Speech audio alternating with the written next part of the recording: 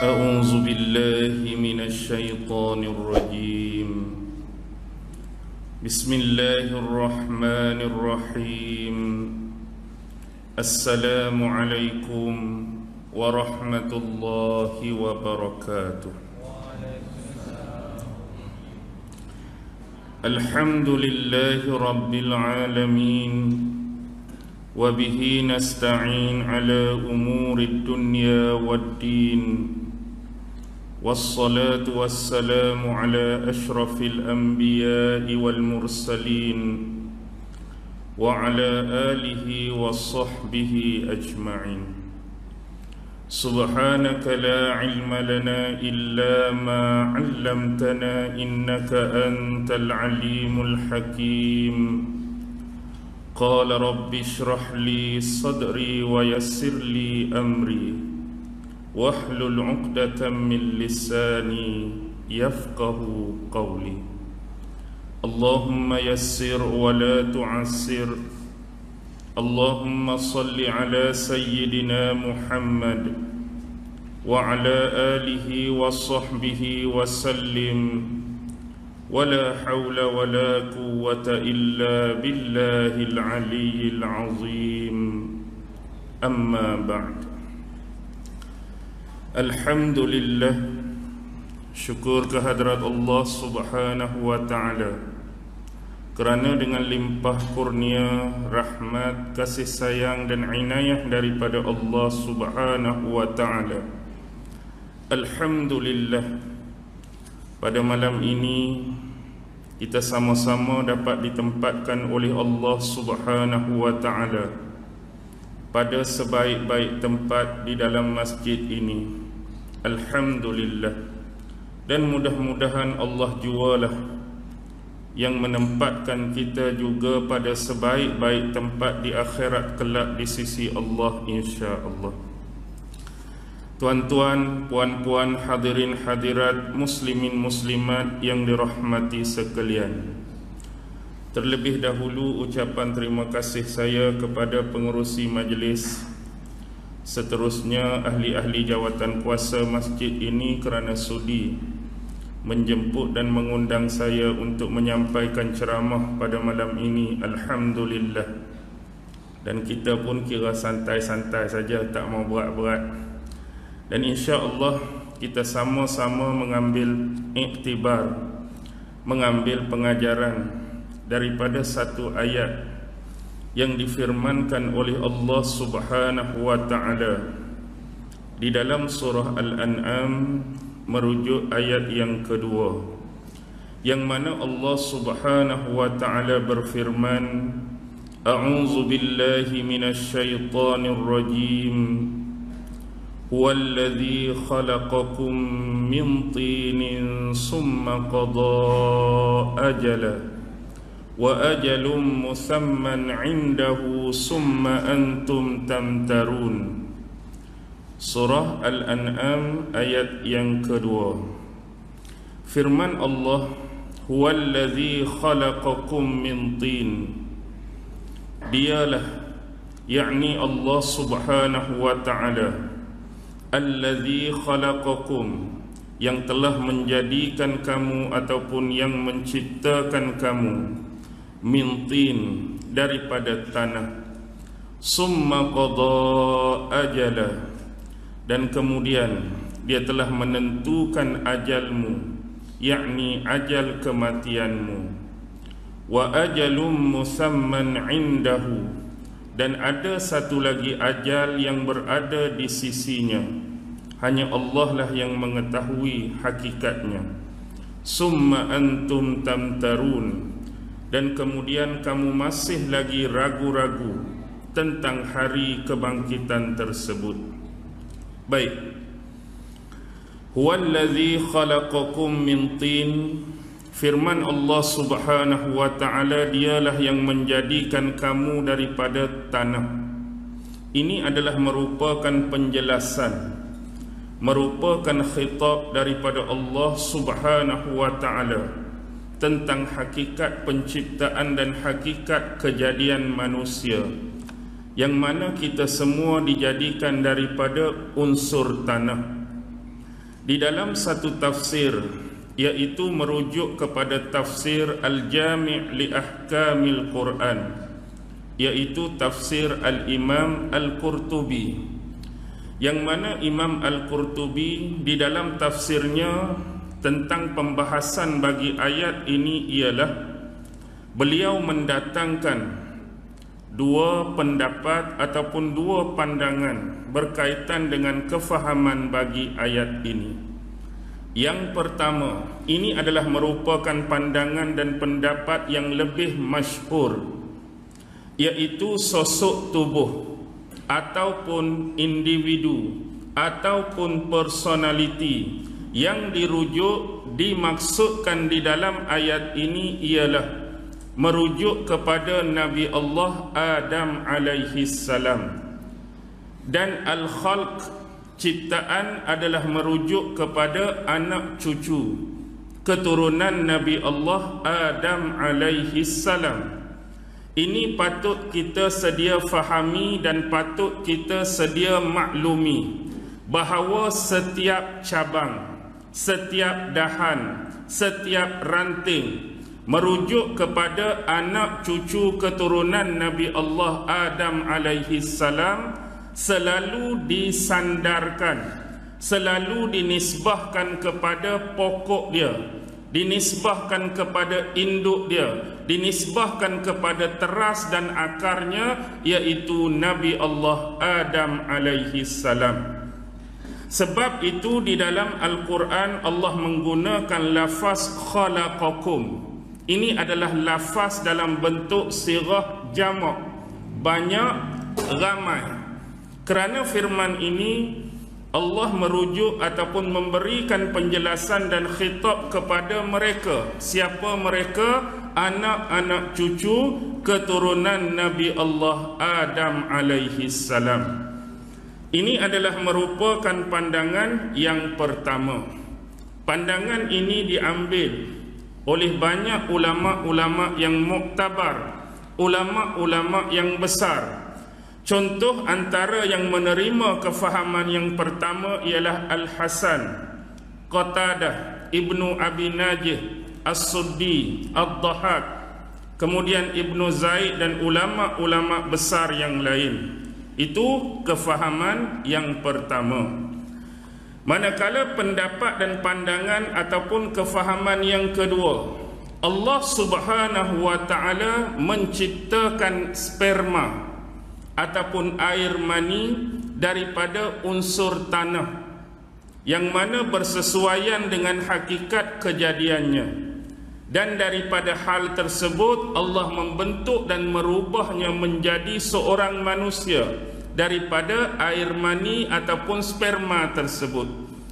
Pandangan kedua, kefahaman yang kedua ini datang daripada An-Nuhas. Boleh rujuk di dalam kitab An-Nuhas sendiri, iaitu I'rabul Quran. Buka jilid yang kedua, muka surat 55.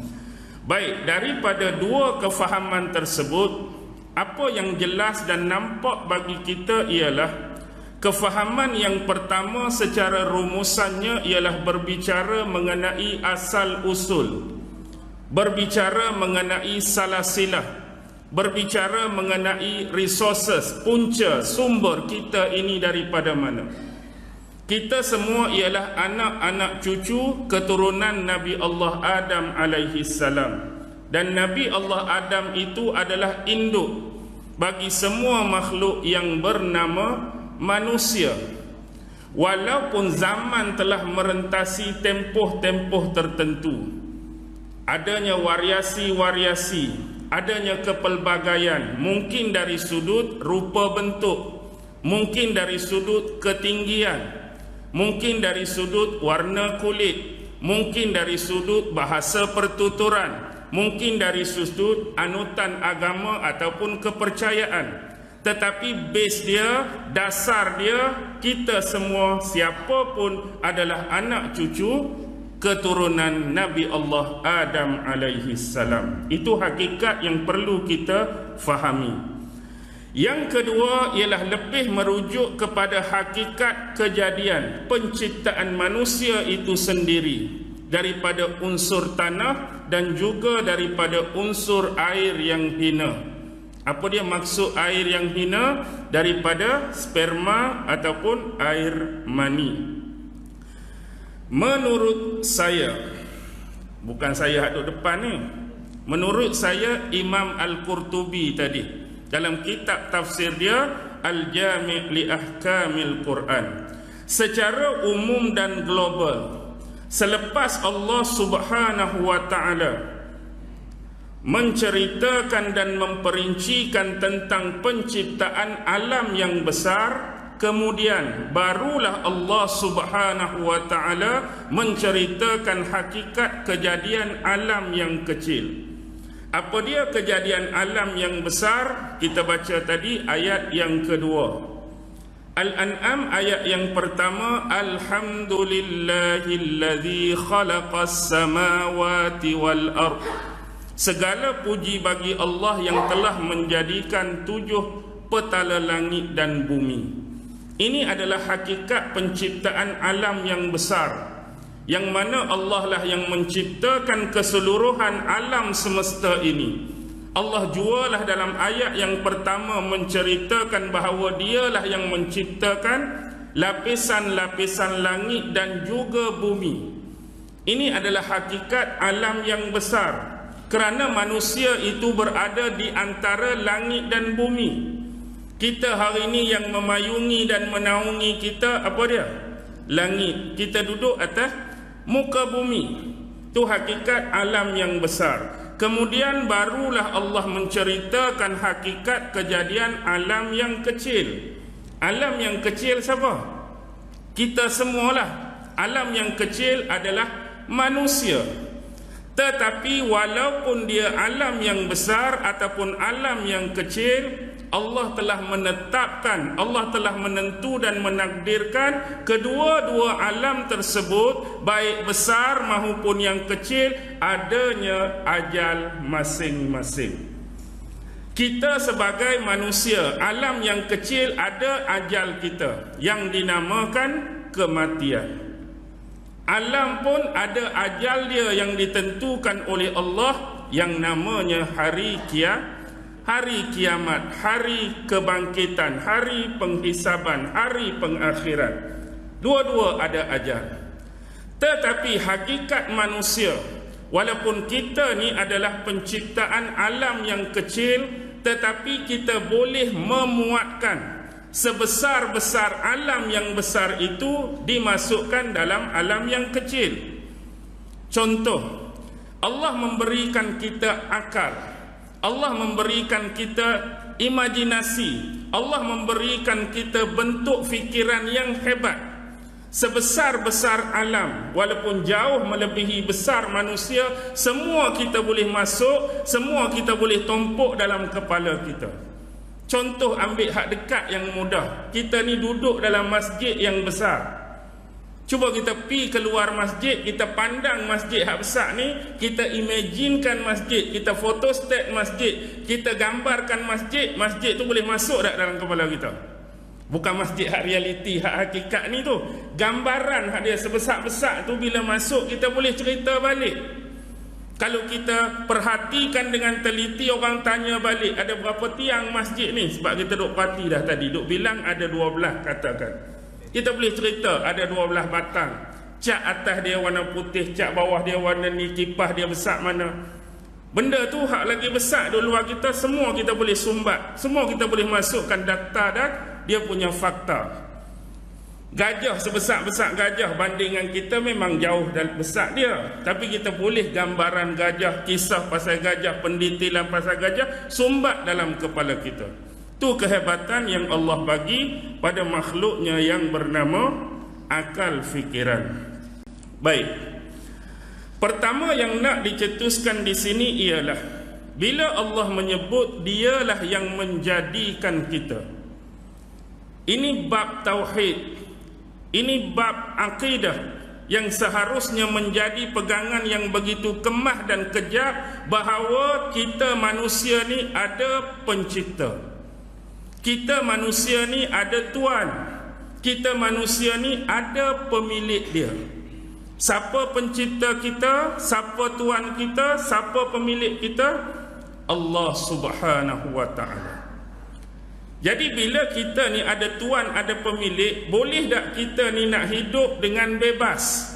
Boleh tak kita nak hidup dengan suka-suka kita? Boleh atau tidak kita nak hidup dengan meraba-raba, berandai-andai dan menyangka-nyangka?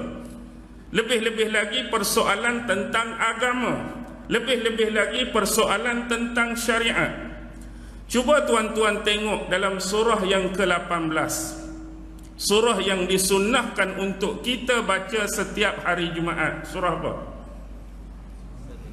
Surah Al-Kahfi. Lihat ayat yang pertama. Alhamdulillahilladzi anzala ala abdihil kitaba wa lam yaj'al lahu iwaja. Segala puji bagi Allah yang telah menurunkan Alkitab kepada siapa? Hambanya. Hamba dia siapa di sini? Nabi Muhammad sallallahu alaihi wasallam. Banyak ulama-ulama tafsir membincangkan bahawa konteks ayat ini adalah berkenaan dengan nikmat.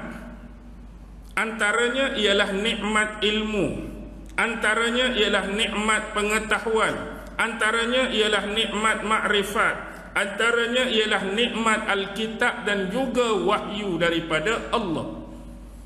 Tetapi nikmat-nikmat tersebut tidak akan terhasil. Nikmat-nikmat tersebut tidak akan datang kecuali satu benda, bi'satur rusul. Diutuskan seorang utusan, diutuskan seorang rasul yang bernama Muhammad.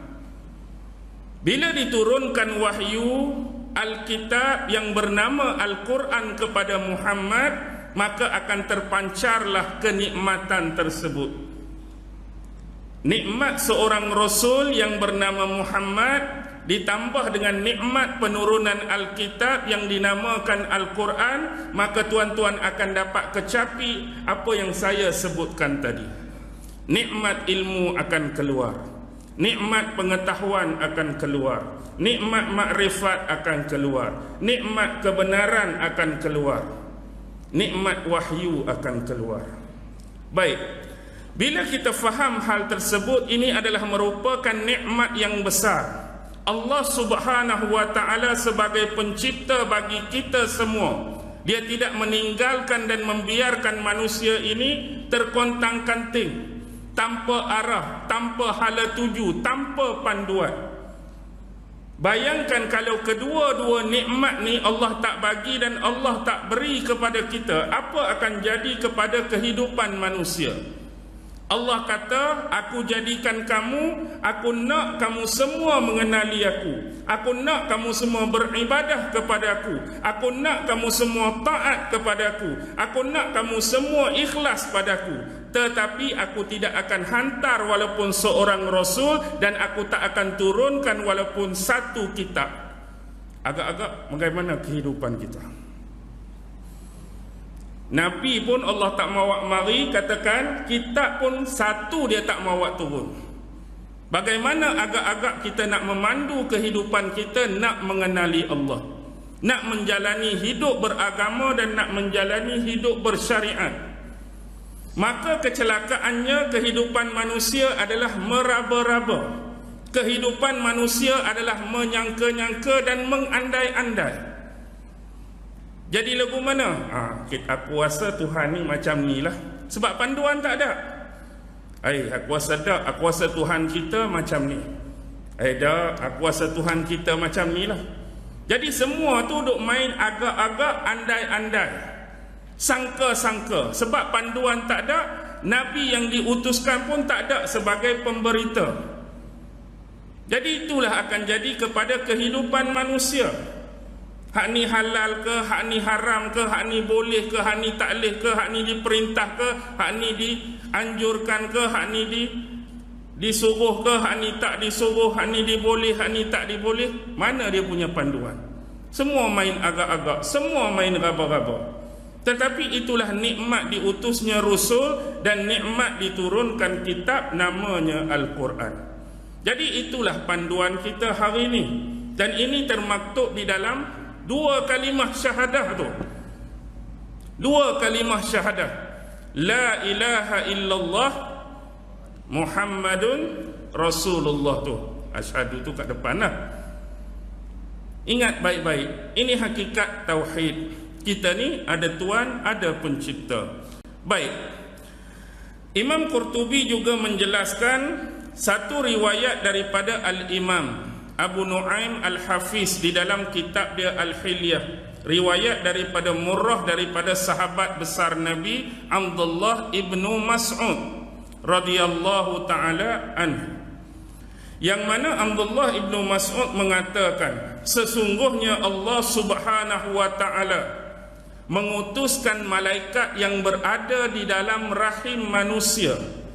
Ada malaikat yang ditugaskan oleh Allah, ada malaikat yang dikhususkan oleh Allah yang ada di dalam rahim wanita, yang mana bila terjadinya perhubungan di antara sepasang suami dan isteri, lelaki dan wanita, sehingga terhasil daripada hubungan tersebut sperma ataupun air mani, maka malaikat yang bertugas itu akan mengambil air mani tersebut, akan mengambil sperma tersebut dan meletakkan di atas telapak tangan mereka. Lalu mereka bertanya kepada Allah, wahai Tuhan, adakah daripada sperma ini, adakah daripada air mani ini kamu akan menjadikannya seorang manusia ataupun tidak? Jadi malaikat tanya, air mani yang terhasil daripada perhubungan tu kamu nak jadikan dia makhluk kamu yang nama manusia ataupun tidak? Kalau sekiranya Allah berkeinginan untuk menjadikannya sebagai seorang manusia, malaikat meneruskan persoalannya kepada Allah, wahai Tuhan, bagaimana pula dengan rezekinya? Bagaimana pula dengan ajalnya? Bagaimana pula dengan amal perbuatannya? Bagaimana pula dengan pengakhiran kehidupannya? Lalu Allah berkata, lihatlah kepada Alkitab.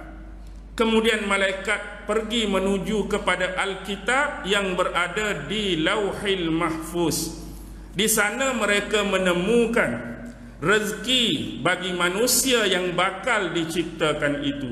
Mereka menemukan ajal bagi manusia yang bakal diciptakan itu. Mereka menemukan amal perbuatan bagi manusia yang bakal diciptakan itu, dan mereka menemukan pengakhiran kehidupan bagi manusia yang bakal diciptakan itu. Kemudian apa yang mereka buat? Mereka kemudian mengambil tanah pemakaman, tanah perkuburan bagi manusia yang bakal diciptakan itu, lalu mereka mengadunkannya, mencampurkannya bersama antara tanah perkuburan, tanah pemakaman yang diambil dengan air mani tadi. Dan inilah yang bersesuaian dengan firman Allah yang disebut oleh Al-Imam Al-Qurtubi, yaitu surah Taha, surah yang ke-20 ayat yang ke-55. Minha khalaqnakum wa fiha nu'idukum. Daripada bumi inilah, daripada tanah inilah kami menciptakan kamu, dan kepadanya lah, yakni kepada tanah jualah kami akan mengembalikan kamu. Itulah hakikat kejadian diri manusia. Baik, ini adalah sebuah asar. Asar daripada siapa? Al-Imam Abu Nu'aim Al-Hafiz. Ada dalam kitab Al-Hilyah, rujuk jilid yang kedua, muka surat 280. Baik, untuk memberikan lebih penjelasan kepada asar tadi, ada sebuah hadis yang diriwayatkan oleh sahabat besar Nabi, yaitu Sayyidina Abu Hurairah radhiyallahu ta'ala anhu. Beliau berkata, sesungguhnya Rasulullah sallallahu alaihi wasallam bersabda, ma min mauludin illa wa qad dharra alaihi min turabi hufratih. Ma min mauludin illa wa qad dharra alaihi min turabi hufratih.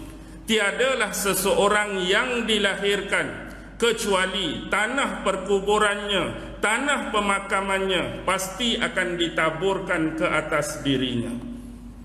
Ini adalah hadis, yang mana hadis ini juga diriwayatkan oleh Al-Imam Abu Nu'aim Al-Hafiz dalam kitab yang sama, Al-Hilyah jilid yang kedua, muka surat 280, pada perbahasan profil Ibnu Sirin. Dan hadis ini juga dicantum oleh Al-Imam Jalaluddin As-Suyuti dalam kitab dia Al-Jami' Al-Kabir, buka jilid 3, muka surat 2909, tapi riwayat daripada Abin Nafs.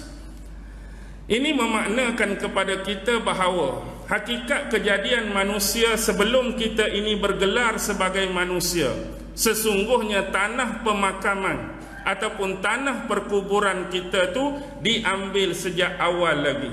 Nak bagi mudah faham secara analogi, sekiranya hakikat awal penciptaan kita dulu, tanah perkuburan dan pemakaman yang diambil tu di Sungai Petani katakan. Jadi tanah perkuburan terakhir kita, persemadian kita di Sungai Petani. Kalau ambil dekat Pulau Pinang lah tanah kubur kita. Kalau ambil di Kelantan, Kelantan lah tanah kubur kita. Tak kira lah di mana tempat itu diambil. Baik, seterusnya, dan inilah yang kami sebutkan merujuk Imam Al-Qurtubi, sesungguhnya hujah-hujah dan dalil-dalil daripada hadis-hadis dan asar ini kemudian digabungkan dengan nas-nas Al-Quran. Nas-nas Al-Quran. Baik, dalam Al-Quran sebagai contoh, hakikat kejadian manusia ini banyak Allah sebutkan. Antaranya yang paling jelas dalam surah Al-Mu'minun. Tuan-tuan boleh rujuk ayat 12 hingga ayat 16.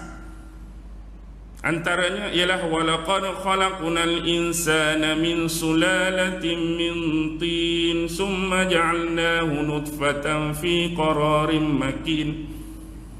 Sesungguhnya kami menjadikan manusia min sulalatin min tin, daripada saripati tanah. Summa ja'alnahu nutfatan, kemudian daripada saripati tersebut kami menjadikannya air mani, fi qararin makin, dan kami menempatkannya di satu tempat yang utuh dan kukuh. Apa dia maksud fi qararin makin? Di dalam rahim ibu, rahim wanita. Di situlah ditempatkan bakal kemunculan cikal ataupun bayi yang bernama manusia.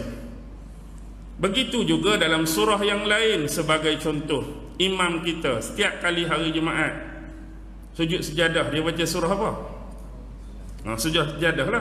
Dalam surah sejadah kan ayat 7 ayat 9 tu, wa bada'a khalqal insani min tin summa ja'ala naslahu min sulalatin min ma'in mahin summa sawwahu wa nafakha fihi min ruhihi wa ja'ala lakumus sam'a wal absara wal af'idah qalilan ma tashkurun. Wa bada'a khalqal insani min tin, dan yang memulai penciptaan manusia daripada apa? Tanah. Summa ja'ala naslahu, kemudian kami menjadikan keturunannya, anak-anak cucunya, min sulalatin min ma'in mahin, daripada saripati air yang hina, air mani, sperma. Summa sawwahu, kemudian kami menyempurnakannya, wa nafakha fihi min ruhihi, dan kami meniupkan roh padanya. Dan kami juga menjadikan apa? As-sam'a, pendengaran, wal absar, penglihatan, wal af'idah, hati. Qalilan ma tashkurun, tetapi amat sedikit sekali manusia yang bersyukur kepada Allah Subhanahu wa taala. Dalam surah Ar-Rahman ada ayat 14. Khalaqal insana min salsalin kalfakhar. Dijadikan manusia ini daripada apa? Tanah kering, kalfakhar, seperti tembikar. Jadi hakikat di sini ialah, menurut saya, Al-Imam Al-Qurtubi mengatakan bahawa hakikat kejadian manusia ini adalah daripada tanah dan juga daripada air seni yang hina, iaitu air mani ataupun kita sebut sebagai sperma. dan gabungan di antara nas-nas Al-Quran dengan hujah daripada dalil-dalil hadis-hadis dan juga asar yang sampai kepada kita, maka inilah terjadinya sinkronize. Apa dia? Hubung kait. Hubung kait, keterlibatan, sehingga tak ada lagi kekeliruan, tak ada lagi kesamaran, tak ada lagi was-was, tak ada lagi tumpang tindih di antaranya. Sebab kita duk tengok dalam medsos pun 2-3 hari ni duk main tanah ke cahaya ke tanah ke cahaya dah. Pernah dengar ke ni? Jadi inilah hakikat kejadian manusia yang sebenar. Kita ini dijadikan daripada tanah dan air yang hina.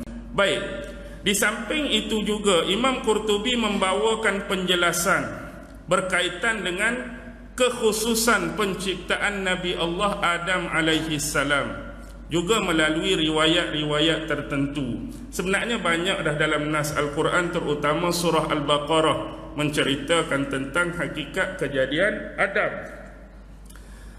Baik, ada satu pandangan yang dibawa ialah pendapat daripada Ibnu Sa'ad di dalam kitab dia At-Tabaqat. Dalam kitab dia At-Tabaqat juga riwayat daripada Abu Hurairah. Abu Hurairah radhiyallahu taala anhu qala, beliau bersabda, sesungguhnya Rasulullah bukan Abu Hurairah bersabda, maaf. Abu Hurairah berkata bahawa Rasulullah sallallahu alaihi wasallam bersabda, "An-nasu waladu Adam wa Adam min turab."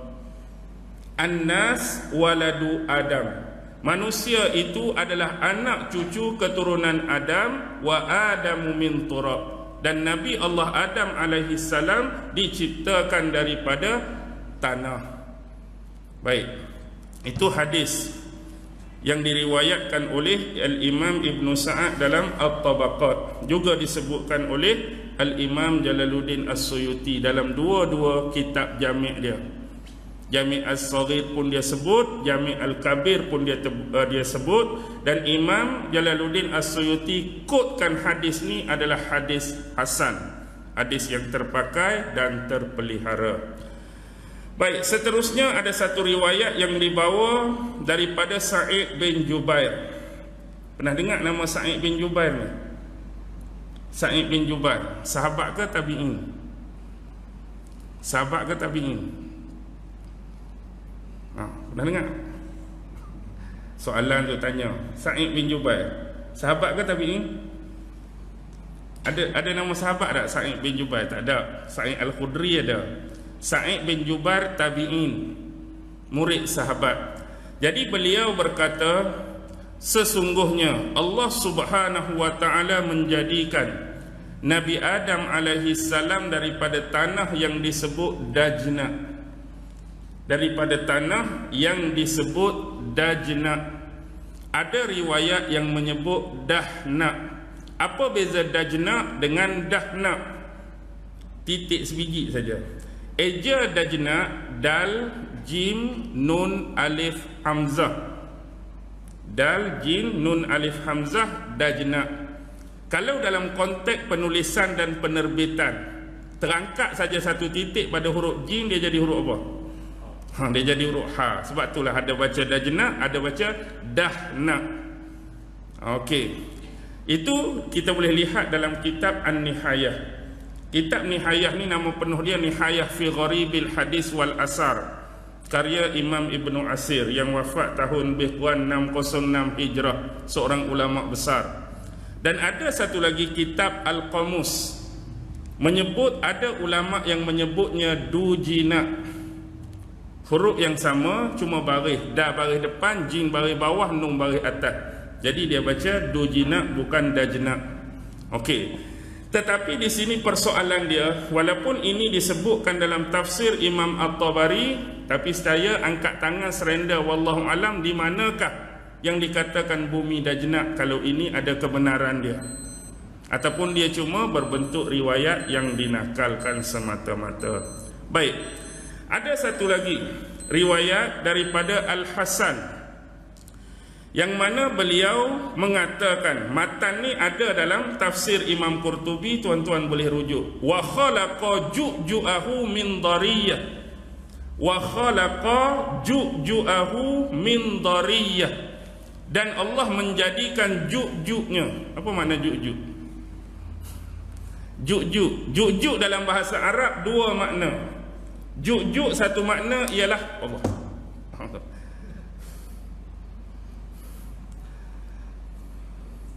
Ju'ju' satu makna ialah dada. Dan ada lagi makna lain bagi ju'ju' ialah tulang temulang. Kalau kata makna dia dada, Allah menjadikan dada Nabi Allah Adam daripada bumi Dhariyah. Kalau kata makna dia tulang, Allah menjadikan tulang Nabi Allah Adam daripada bumi Dhariyah. Persoalan dia, apa dia Dhariyah? Dhariyah ini menurut Al-Jauhari, Jauhari ini lagi awal daripada Imam Ibn Asir. Dia ada satu kitab As-Sihah. Dia wafat tahun 400 Hijrah. Jadi Jauhari menyebut ju'ju' ini, ju'ju' tadi dada ataupun tulang ni, jamak dia kita sebut jaji'. Kita sebut jaji', jamak dia. Tapi persoalan dia Dhariyah tu. Bumi Dhariyah merujuk kepada nama satu perkampungan, iaitu perkampungan Bani Kilab. Perkampungan Bani Kilab ni berada dekat dengan Mekah, yang mana susu galur luar perjalanan dia menuju ke arah Basrah. Basrah di mana? Basrah di mana? Di Iraq. Dan ada juga yang menyebut bahawa Dhariyah ini adalah nama satu sumur, oasis, sumber air yang berada di Hijaz. Dan dulu ada satu wabak penyakit yang dinisbahkan dengan nama Dhariyah, iaitu demam Dhariyah. Jadi Dhariyah ni lebih merujuk kepada nama tempat ataupun nama sumur. Jadi bila sebut Dhariyah, saya teringat satu kisah. Tuan-tuan pernah tak dengar nama tokoh Sumamah bin Asal? Sumamah bin Usal pun orang sebut. Tak pernah dengar? Baik. Ni nak kait dengan Dhariyah, tak ada cerita pun benda ni, cuma Dhariyah tu. Dulu lebih kurang pada tahun 6 Hijrah. 6 Hijrah ni Nabi duduk di Mekah ke Nabi duduk di Madinah? 6 Hijrah, Nabi duduk Madinah dah Hijrah. Jadi waktu tahun 6 Hijrah ni, antara apa dia panggil, kita panggil expression Rasulullah untuk memperluaskan daerah Islam atau perluasan empayar Islam ni, Rasulullah nak menyampaikan agama Islam ni kepada pemimpin-pemimpin yang berada di luar Madinah, sama ada raja atau pemimpin tersebut yang bersifat Arab ataupun non-Arab. Jadi setelah diteliti, hampir ada 8 pucuk surat yang Rasulullah nak hantar kepada pemimpin-pemimpin tertentu. Ni termasuklah kepada Hercules, kepada Kisra Parsi, apa semua sekali tu. Ada salah satu raja tu bernama ataupun pemimpin bernama Sumamah bin Asal, ataupun nama penuh dia Sumamah bin Asal Al-Hanafi. Pasal apa belakang tu ada Al-Hanafi? Adakah dia bermazhab Imam Hanafi? Ni zaman Nabi ni, takkan ada dah Imam Abu Hanifah. Mungkin orang-orang selepas ulama-ulama besar tu, kalau ada lakop belakang dia Al-Hanafi, mungkin penisbahan kepada mazhab Hanafi.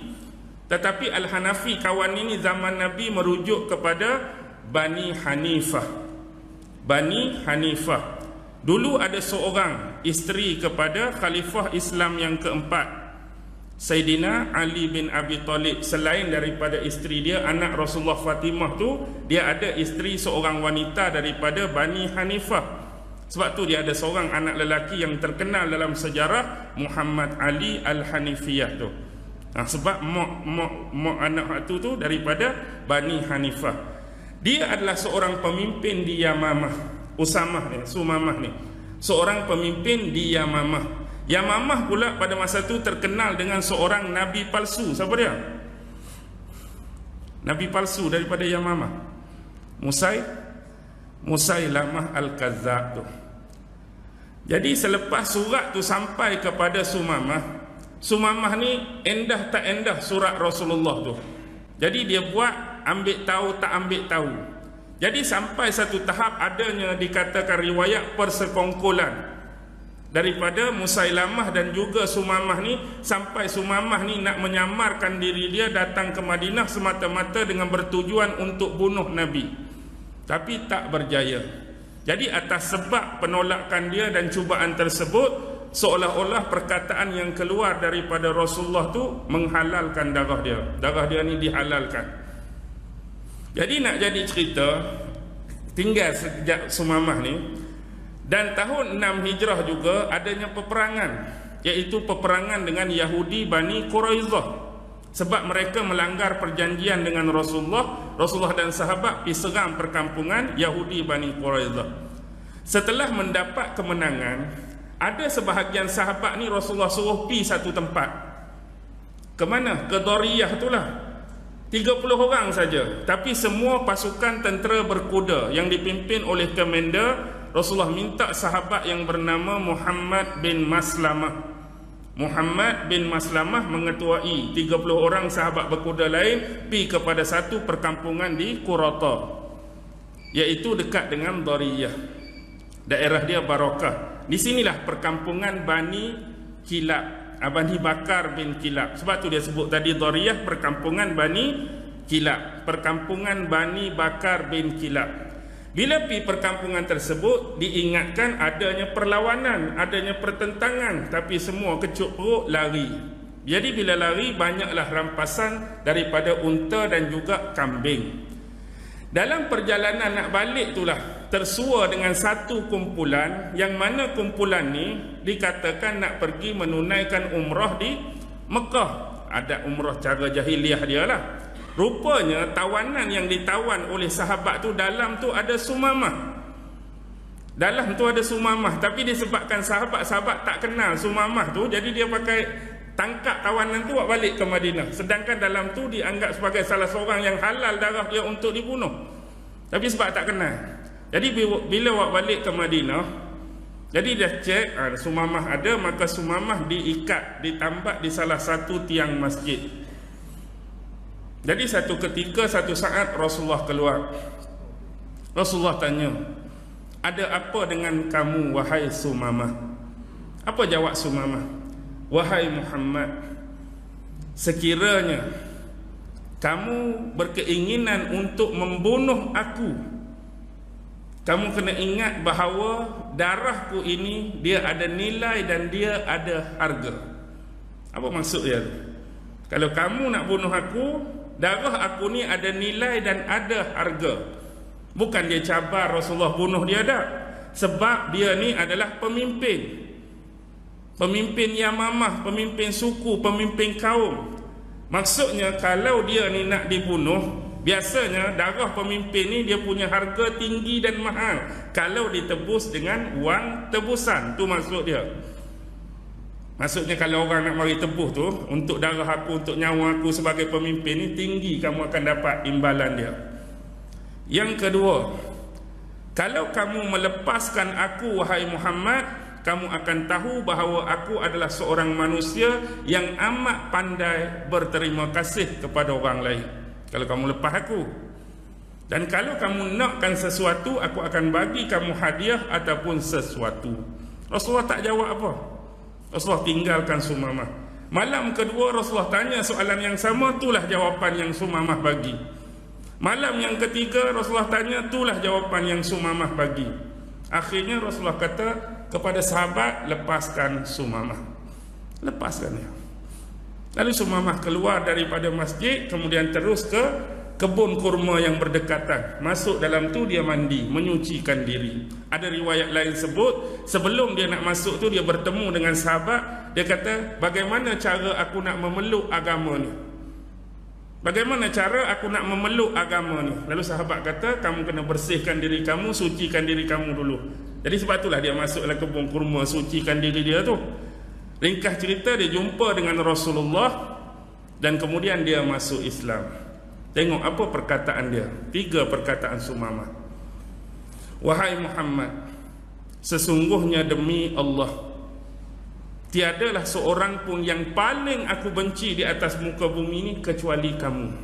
Tapi hari ini kamu adalah manusia yang paling aku kasihi dan aku cintai.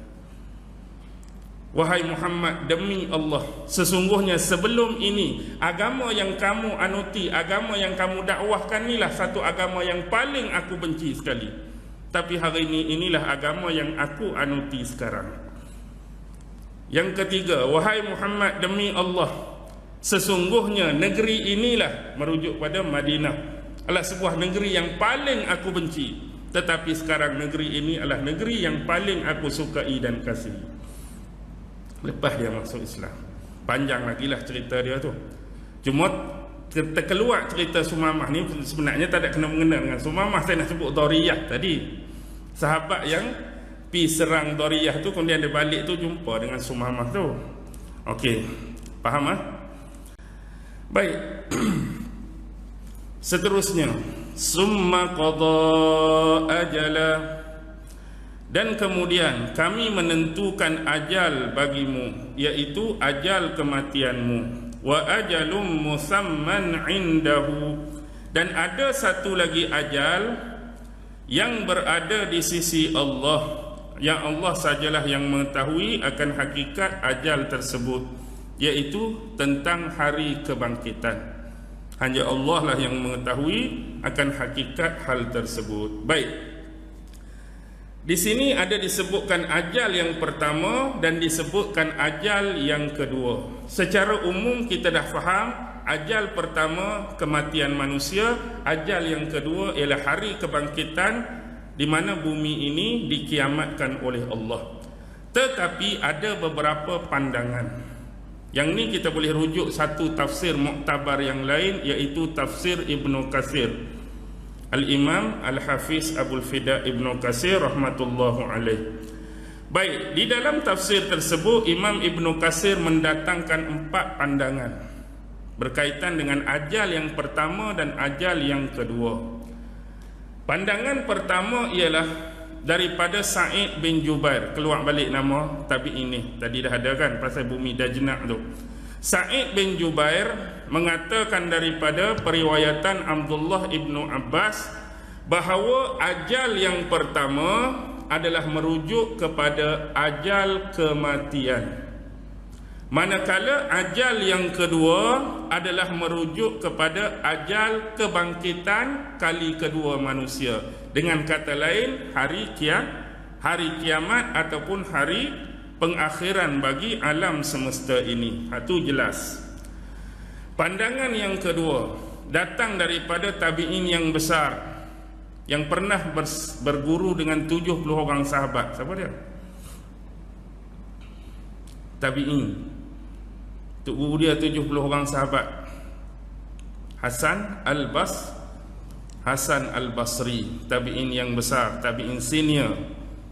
Satu sumber periwayatan daripada beliau, makna bagi ajal yang pertama dan kedua dia sama dengan nombor 1. Cuma cara dia hurai, cara dia syarah tu agak sedikit panjang dan detail. Contoh, Imam Hasan Basri kata ajal yang pertama merujuk kepada permulaan penciptaan bagi seseorang sehingga dia melalui satu fasa, satu tempoh kehidupan dia sampailah dia ditentukan ajal kematiannya. Benda sama. Hak nombor 1 tadi dia sebut umum ajal kematian, tapi hak ni dia hurai sikit, bermula daripada Allah menciptakan seseorang tu dan dia melalui satu tempoh, satu fasa kehidupan. Kalau kata 40 tahun, 40 tahun. Kalau kata 50 tahun, 50 tahun, sampailah dia bertemu dengan ajal kematian dia. Dan ajal yang kedua pun syarah dia lebih kurang. Bermula daripada tempoh kematian ajal dia tu hingga dia menjalani satu tempoh, satu masa di alam barzakh, sampailah dia dibangkitkan kembali oleh Allah buat kali yang kedua di mahsyar kelak untuk dibicarakan di hadapan penghakiman Allah. Baik, 1 dengan 2 jelas. Tetapi bila masuk pandangan yang ketiga daripada bersumber riwayat Ibnu Abbas dan Mujahid, nombor 3 ni tuan-tuan terbalikkan hak nombor 1. Hak nombor 1 ajal pertama kematian, ajal kedua kiamat. Pandangan nombor 3 ni, ajal pertama itulah kiamat, ajal kedua tu baru kematian. Tukar ya. Benda sama lagi. Tukar. Yang keempat, ni sedikit gharib, aneh. Atiyah meriwayatkan satu sumber daripada Ibnu Abbas, ajal yang pertama merujuk kepada roh yang diambil oleh Allah ketika seseorang manusia tu tidur, dan roh ini dikembalikan semula selepas manusia tu bangun daripada tidur. Ajal yang kedua tu baru ajal kematian. Jadi hak nombor 4 ni langsung tak terlibat dengan hari kiamat, dia punya pandangan. Ajal nombor 1 roh yang Allah ambil waktu tidur tu. Ajal yang kedua tu baru mati. Jadi kiamat tak ada kena-mengena dengan nombor 4. Dalil yang mereka guna Al-An'am ayat 60. Wa huwallazi yatawaffakum bil-laili wa ya'lamu ma jarahtum bin-nahar. Dialah yang telah menidurkan kamu pada malam hari, dan dia mengetahui apa yang kamu kerjakan pada waktu siang hari. Itu je beza dia. Poin yang paling penting rumusan di sini, Allah berbicara mengenai kekhususan ajal. Kekhususan ajal yang pertama iaitu ajal bagi setiap manusia. Manakala keumuman umum global tentang ajal yang kedua iaitu alam semesta ini akan ditamatkan oleh Allah dengan namanya hari kiamat. Baik. Persoalan penting di sini,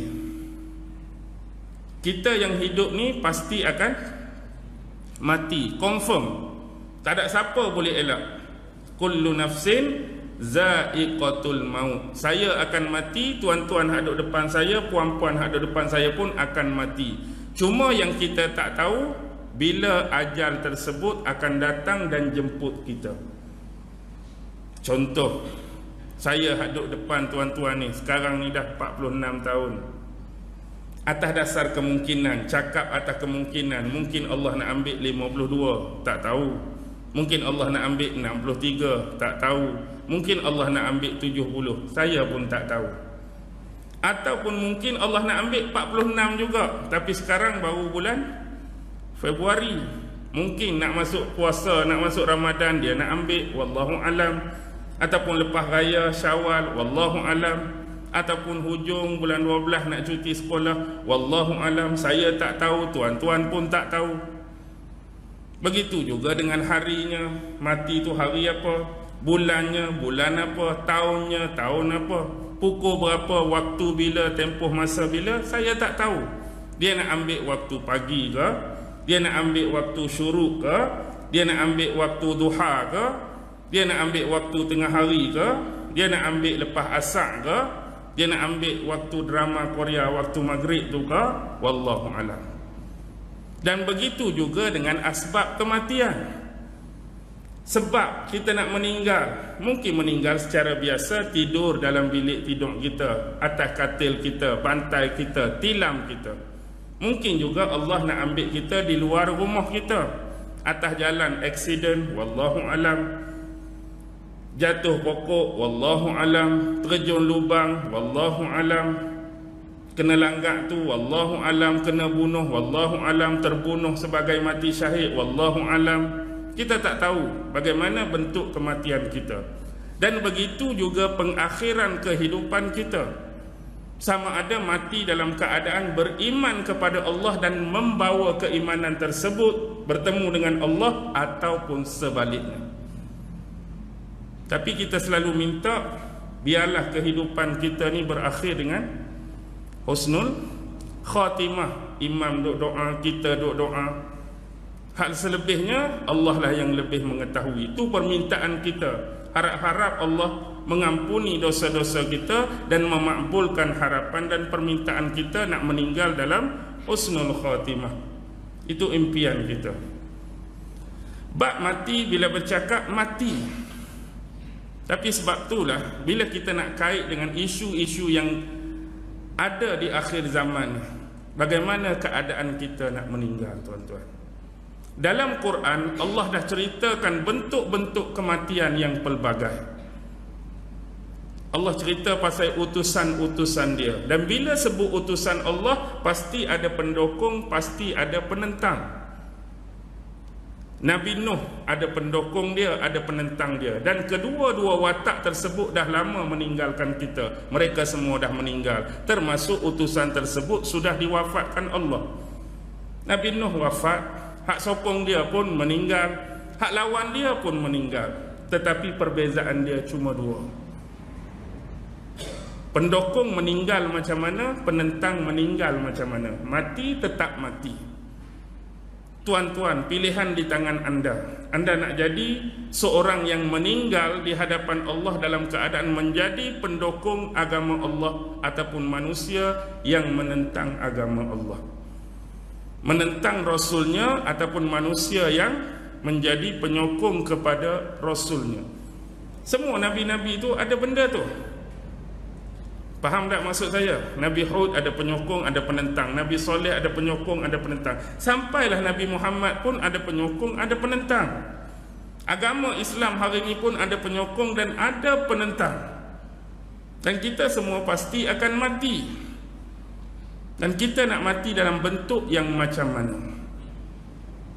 Bila kita berbicara mengenai akhir zaman, akhir zaman ni Rasulullah bagi tahu banyak fitnah-fitnah kan dalam hadis-hadis. Dan ada di antara fitnah yang berbahaya yang boleh mengikis akidah, boleh menggelincirkan akidah kita. Itu yang kita duk cerita sangat tu.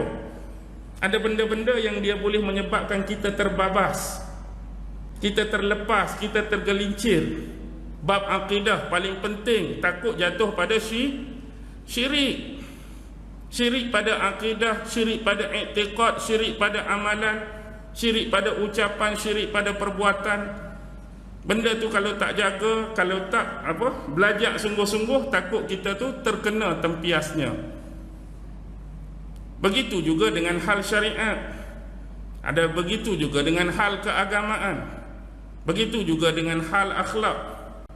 Satu lagi Allah sebut bahawa bumi ini juga ada pengakhiran dia. Dan ini Allah lah yang lebih mengetahui. Rasulullah tahu tak bila berlaku hari kiamat? Rasulullah tahu tak? Rasulullah pun tak tahu. Sedangkan dia adalah makhluk Allah, hamba Allah, yang paling dekat dengan Allah, yang paling rapat dengan Allah, disayangi oleh Allah, manusia yang diselawatkan oleh Allah. Tapi dalam hadis Jibril, Islam, Iman, Ihsan, bila Jibril tanya Rasulullah, mata as-sa'ah, bilakah berlaku hari kiamat? Apa jawab Nabi? Mal mas'ulu anha bi'a'lama minas sa'il. Tiadalah orang yang ditanya lebih mengetahui, lebih mengerti daripada yang bertanya. Nabi tak tahu. Jibril hak tanya bila kiamat tu, Jibril tahu tak kiamat bila? Jibril pun tak tahu. Tapi Nabi cuma bagi clue apa? Tanda-tanda kiamat. Ada 3 Nabi sebut dalam hadis tu. Bahkan hadis lain Nabi sebut, jadi macam ni kiamat nak dekat, tanda macam ni kiamat nak dekat, kalau macam ni kiamat kecil, kalau macam ni tanda kiamat besar. Bentuk kewaspadaan dan keberhati-hatian untuk kehidupan kita. Bimbang benda tadi. Bimbang benda tadilah. Rasul sebutkan ada satu hadis, kamu akan ikut Yahudi dan Nasrani ni, apa dia? Sejengkal demi sejengkal, sehasta demi sehasta. Kita pun jadi pening, apa benda ni yang kami nak ikut sangat Yahudi dan Nasrani, sejengkal demi sejengkal, sehasta demi sehasta, sampai masuk dalam lubang biawak. Sedangkan kita berasa kita duk mengaji pasal Yahudi ni, habis ter dah, orang kata habis ter dah. Kok mana lagi agak aku akan terikut ni, aku akan terkena ni, nak jaganya kita. Kok mana lagi belajar tentang Nasrani, kitab tu, kitab ni, kok mana lagi agak-agak akan terlepas aku ni nak jadi ikut depa sehasta demi sehasta. Fikir tuan-tuan. Padahal Nabi bagi perumpamaan apa? Masuk dalam lubang biawak. Biawak tu ni sebuah bahasa kita orang Melayu, lubang dok. Lubang dok, dalam lubang dok tu ada apa? Dalam lubang dok tu ada apa? Orang Arab ni, kalau kita nak cari ibu dok, kita cari dalam lubang. Kalau lubang tu kosong, tak ada apa-apa, ibu dengan bapak dia tu dah lama tinggalkan tempat tu. Kalau hak memang ada ibu, dia mesti ada kala jengking. dia mesti ada kalajengking sebab depa makan benda tu. Jadi seolah-olah jatuh dah lubang biawak satu hal, dalam lubang tu ada apa? Dalam lubang tadi ada apa? Jatuh dalam lubang. Kalau kita ni sebab kita jatuh dalam lubang aduh sekali dah. Dalam lubang tu kena pula kecak, dua kali penyakit. Rasulullah gambarkan, kamu akan ikut Yahudi dan Nasrani sehasta demi sehasta, sejengkal demi sejengkal tu sampai kamu masuk dalam lubang biawak, lubang tok tu. Bukan setakat masuk, dalam tu ada benda lagi, tak lagi mengharu birukan kamu. Binatang-binatang berbisa tadi, tak kira lah kalajengking, kelipan ke apa duduk dalam tu. Maksudnya memang cari nahas sungguh-sungguh. Tapi sampai hari ni kita duk fikir dah, agak-agak nak ikut tang mana? Tang mana kita nak ikut? Bila sebut sejengkal demi sejengkal, sehasta demi sehasta ni dia tidak drastik. Dia tidak menampakkan satu benda yang cukup besar. Faham tak? Maksudnya kita akan ikut sikit dia ni macam kesamaran, dia terselindung, dia tersembunyi sehingga kita rasa benda tu betul. Bukan kata hak jelas memang tak betul. Ni memang nampak atas kepala dah tak betul dah. Dia benda hak sipi-sipi, hak sunyi-sunyi, hak nak dekat, kita duduk sikit lah sekali berap masuk. Fikir-fikirlah bersama. Okey. Begitu juga pernah seorang sahabat tanya Rasulullah, wahai Rasulullah, bilakah kiamat berlaku? Berani sahabat ni tanya kan? Rasulullah jawab ke tak soalan ni? Bila kiamat berlaku? Ya, Rasulullah jawab. Tapi jawapan Rasulullah tanya soalan balik, apakah persediaan kamu untuk menghadapi kiamat? Bukan Rasulullah kata bila-bila nak jadi tu. Bila dia tanya bila kiamat nak berlaku, apa persediaan kamu? Apa persediaan kamu? Sama juga kita nak mati. Ya, kita tahu kita nak mati, tak tahu bila pun. Tapi apa persediaan yang kita nak jawab depan Allah bila kita mati? Itu je. Benda sama. Di zaman sebelum ni ke, zaman ni ke, zaman akhir zaman ke, zaman fitnah, benda ni lah yang kita kena jaga, tuan-tuan. Persoalan tentang akidah, persoalan tentang syariat, persoalan tentang agama, yang ni tak ganjak dah. Tapi nak suruh terus bertahan tu yang sukar. Nak suruh terus bertahan. Sebab bila mari fitnah ni dia kelak. Antara hitam dengan putih bercampur sehingga kita pun jadi keliru dan samar. Mana hak betul, mana hak salah. Hak mana hak betul, hak mana hak salah. Hak ni pun serban besar juga habat. Hak ni pun pakai kopiah, hak ni pun ada otoriti dia, hak ni ada kehebatan dia. Semua macam ulama-ulama besar ni, tapi bertelagah, bercanggah, tanakut, pertentangan. Jadi kita orang awam, kita netizen hak tak berapa nak erti ni, nak ikut hak ni ke, nak ikut hak ni? Hak ni betul ke, hak ni tak betul? Hak ni salah ke, hak ni benar? Jadi keliru. Sebab itulah ada satu hadis, antaranya berkaitan dengan ulama kan. Daripada mereka lah fitnah itu keluar, dan kepada mereka lah fitnah itu akan kembali. Maksudnya keluar daripada geng tu juga. Kenapa ustaz cakap macam tu? Saya ustaz biasa saja, nasib baik saya bukan ulama, tak termasuk konon-kononnya. Memang kita bukan ulama pun. Saya bukan ulama, saya orang biasa aja. Nak habaknya ulama tu Nabi sebut kan 4 benda Nabi sebut.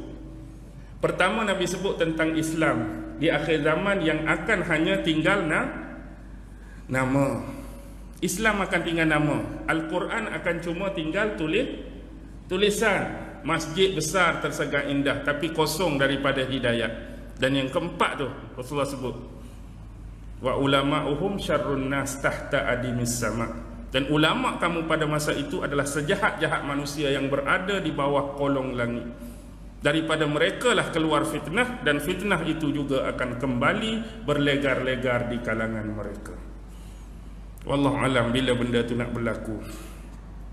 Berlaku dah ke, atau akan berlaku ke, bakal berlaku, wallahu alam. Sebab tu juga ada satu hadis yang Rasulullah sebut, benda yang paling ditakuti itu bukan Dajjal. Ada satu lagi. Apa dia? Selain daripada Dajjal, yang paling dibimbangi oleh Rasulullah, apa dia? Imam-imam yang menyesatkan, ulama usuk. Itu lagi bahaya. Sebab mereka ni bertopengkan agama.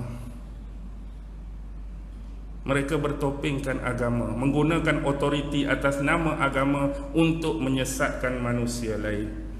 Jadi berhati-hatilah kita dalam keadaan tersebut. Kita tak tuduh siapa-siapa, kita tak condemn dan komplain siapa-siapa. Tanya jiwa, tepuk dada, tanya iman masing-masing. Baik. Summa antum tamtarun. Kemudian kamu masih lagi ragu-ragu dengan hari kebangkitan itu. Ada lagi orang yang ragu-ragu tentang hari kiamat ni.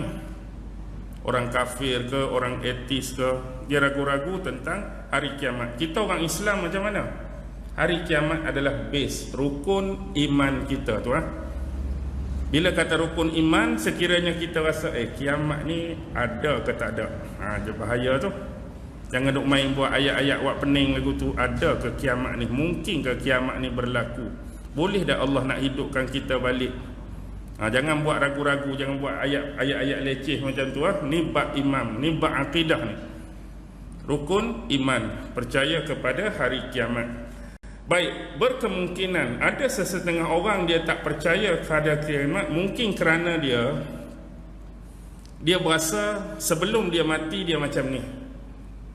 Sebelum dia mati dia macam ni lah. Boleh bercakap, boleh mendengar, boleh melihat, boleh beraktiviti, boleh bersosial, boleh bergerak.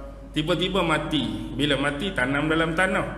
Bila masuk dalam tanah, jasad sudah dimamah tanah, dimakan ulat, dimakan cacing. Hak tinggal tulang dengan sulbi, kita kata. Mungkin dia jadi masih sama dan keliru. Bagaimanalah Allah nak cantumkan balik ke, tangkupkan balik ke, hidupkan balik, jadi lagu ni. Jadi lagu ni balik. Mampu ke tak? Macam mempertikaikan kekuasaan dan kudrat Allah. Baik, make it simple. Jadikan benda ni mudah.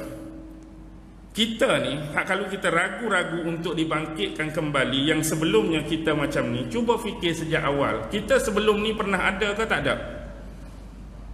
Tak ada langsung. Zero, nol, kosong. Daripada tak ada, Allah buat kita jadi macam ni.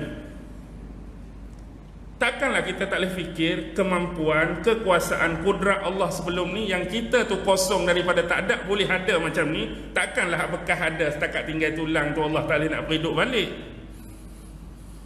Hak tak ada pun dia boleh adakan. Hak ni hak bekas sisa pun dia boleh cantumkan balik. Bahkan dalam Al-Quran banyak mengembalikan nostalgia tentang hari kiamat ni. Tuan-tuan tengok Ashabul Kahfi, berapa ratus tahun tidur? Berapa ratus tahun? 9 tahun mampu dihidupkan balik. Kisah Nabi Uzai dengan keldai dia dalam Quran kan, 100 tahun dimatikan Allah, kemudian keldai dia tinggal tulang dah dia bangun, Allah boleh hidupkan balik. Itu adalah peringatan, selingan, sisipan yang Allah letak dalam Quran untuk mengembalikan kita kekuasaan Allah terhadap kebangkitan hari kiamat. Takkan benda tu pun kita nak ragu-ragu lagi, nak fikir-fikir lagi. Tapi itulah yang berlaku kepada sesetengah pegangan dan kepercayaan manusia. Dia berasa dia ni dijadikan secara natural.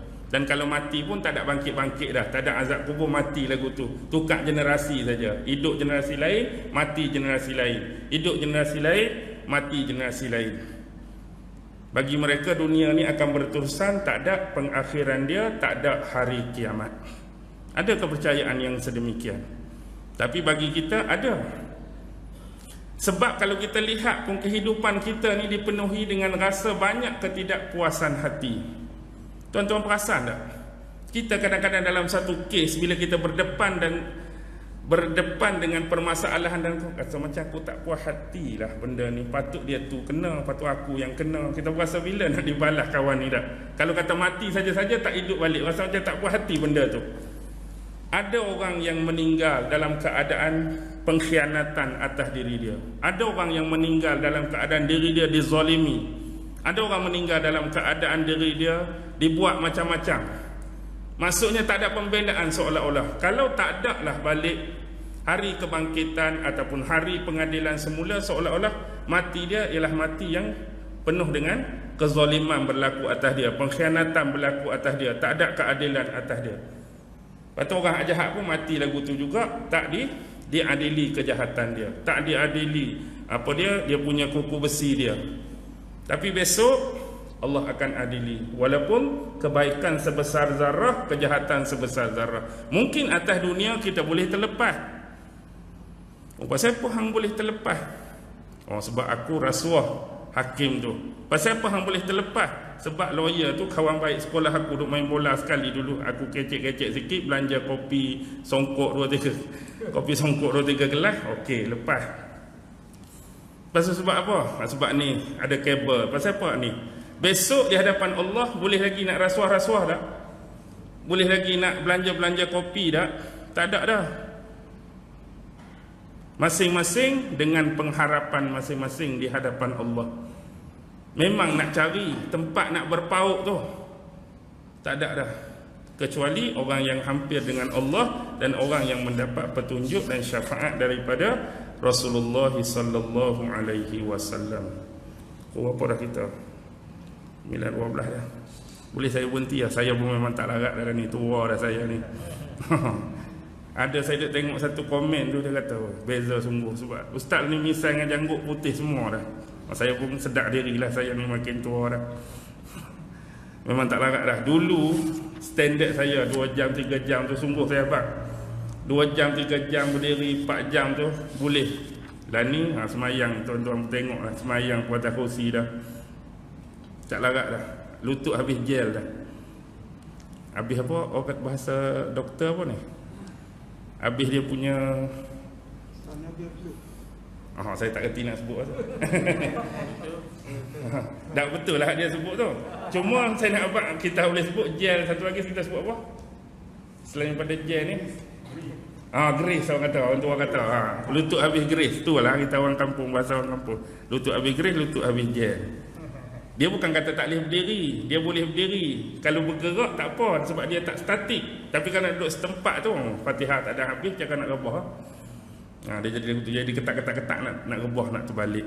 Jadi sama-samalah kita mendoakan kepada sahabat-sahabat dan diri kita sendiri agar sentiasa diberikan afiah dan kesihatan oleh Allah Subhanahu wa taala, serta diberikan petunjuk untuk kita memahami nas-nas Al-Quran dan juga sunnah-sunnah Rasulullah sallallahu alaihi wasallam.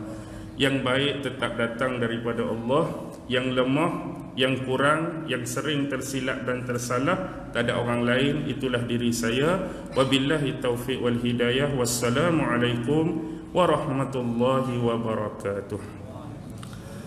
أعوذ بالله من الشيطان الرجيم بسم الله الرحمن الرحيم اللهم إنك تعلم أن هذه القلوب قد اجتمعت على محبتك والتقت على طاعتك وتوحدت على دعوتك وتعاهدت على نصرة شريعتك فوثق اللهم رابطتها وأدم ودها واهدها سبلها واملأها بنورك الذي لا يخبو واشرح صدورها بفيض الإيمان بك وجميل التوكل عليك وأحييها بمعرفتك وأمتها على الشهادة في سبيلك إنك نعم المولى ونعم النصير وصلى الله على سيدنا محمد وعلى آله وصحبه وسلم والحمد لله رب العالمين. الله أكبر.